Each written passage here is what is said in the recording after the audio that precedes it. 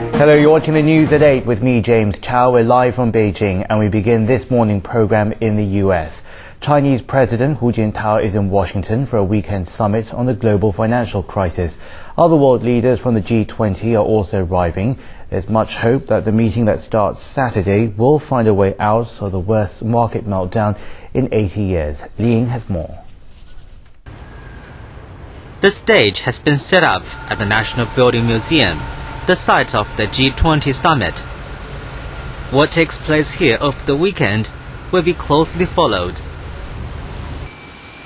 Chinese President Hu Jintao arrived in the U.S. capital on Friday. Only 5 days before, the Chinese government announced a massive stimulus package involving a capital injection of 4 trillion yuan, or well over 580 billion US dollars. The Washington summit is bringing together heads of state from major economic powerhouses like the US, Japan and Germany, as well as emerging economies like China and India. The heads of international organizations like the UN, the IMF and the World Bank will also be present.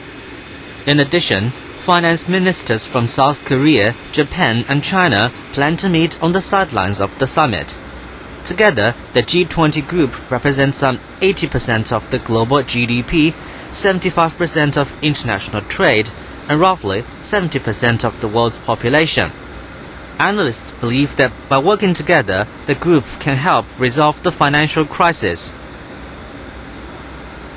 Well, I think it's important that all the nation's leaders, the economic leaders and the political leaders come together and they reiterate that this is a global problem. I think that it is certain that we're going to see increased emphasis on transparency in the financial markets and an effort to coordinate the regulation of financial institutions, particularly because they cross over borders. The worst financial crisis in 80 years has weakened the world's major economies. Official data show that 15-nation Eurozone economy has shrunken by 0.2% for the second quarter in a row. Analysts believe one of the major topics in the next few days will be whether there should be more state control of financial markets. On this issue, however, the stances of the US and much of Europe are wide apart. Li Ying, CCTV.